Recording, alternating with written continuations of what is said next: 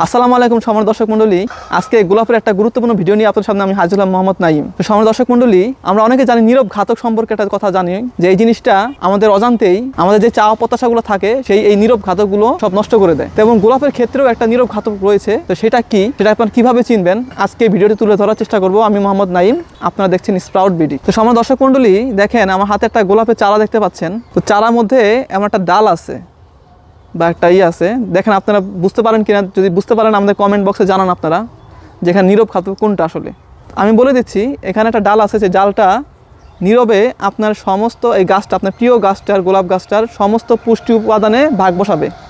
আপনার যে এই মূল যে গাছটা রয়েছে এই গাছ থেকে পুষ্টি শোষণ করবে, আর যেটা আপনার ফুল দিবে যে ডালটা বা যে মূল গাছটা, ওই গাছটাকে বড় হতে বাধা দিবে, গাছের গ্রোথ কমে যাবে। তো আমাদের যে গৃহপালিত পশু পাখি রয়েছে, যেমন আপনার মহিষ, গরু, ছাগল, এগুলো থেকে বিভিন্ন পরজীবী থাকে। তো এই পরজীবীগুলো এই যে আমরা যে খাবারগুলো দেই ওদেরকে, তো পুষ্টি উপাদানগুলো সব বড়া শুষে নেয়। এই আপনার গরু ছাগলের গ্রোথ এরকম হয় না। তেমনিভাবে গাছের ক্ষেত্রে এরকম অনেক পরজীবী থাকে, পরজীবী গাছ যেটাকে বলে। তো এটা বলতে পারেন এটা একটা নীরব ঘাতক। এই যে আমি আপনাকে দেখাচ্ছি, এই যে গাছটা, এই ডালটা দেখেন, এটা অনেকে বুঝতে পারেন আবার অনেকে বুঝতে পারেন না। এটা বুঝবেন কিভাবে? প্রথমে আমি আপনাকে বলছি, এই গাছটা তো অনেক কাঁটাযুক্ত থাকবে, অনেক কাঁটা থাকবে। আপনার মূল গাছ থেকে এই গাছটা একটু আলাদা থাকবে।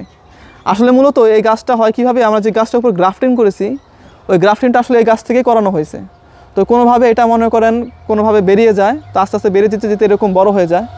বড় হতে দেখবেন, দেখেন এই গাছটা, এটা দেখেন আর এই ডালটা দেখেন, যদি তুলনা করেন দেখবেন এই ডালটাই সজীব, সতেজ, বেশি পুষ্টি উপাদান সমৃদ্ধ মনে হচ্ছে, পাতাগুলোও বেশি। অনেকে ভাবেন যে 5 ডালের হয়, এটাকে অনেকে এলা ডালও বলে। হ্যাঁ, এলা ডালও বলে, অনেকে 5 পাতার এলা ডাল হয়, অনেকে বলে 7 পাতার হয়, 9 পাতার হয়। আসলে পাতার উপর ভিত্তি করে এলা ডাল চেনা যায় না। এলা ডাল দেখেন, আমি আপনাকে বলি, আমার অনেকে মনে করে গ্রাফটিং এরিয়ার, যে দেখেন এটা এখানে আমরা গ্রাফটিং করেছি, এই যে এখানে আমরা গ্রাফটিং করেছি। তো গ্রাফটিং, অনেকে মনে করেন গ্রাফটিং এরিয়া নিচ থেকে উঠলেই এলা ডাল হয়। দেখেন এটা কিন্তু গ্রাফটিং এরিয়ার অনেক উপরে, এই যে জিনিসটা, এই ডালটা, গ্রাফটিংটা এখানে করা হয়েছে গ্রাফটিং এরিয়ার অনেক উপরে।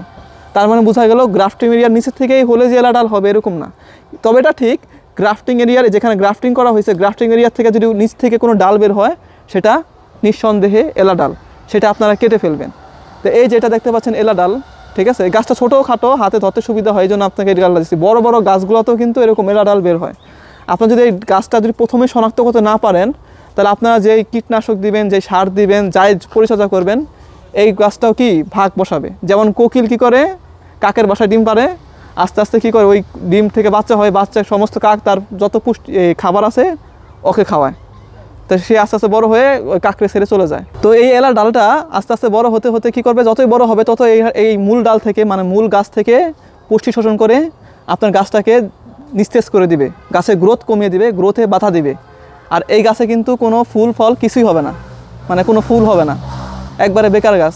তাই এটা যদি আপনি প্রথমে চিহ্নিত করতে পারেন তাহলে তো ভালো, আলহামদুলিল্লাহ। যদি চিহ্নিত করতে না হয়, দেখেন বড় হতে হতে আস্তে বুঝতে পারবেন যে গাছটা একটু আলাদা।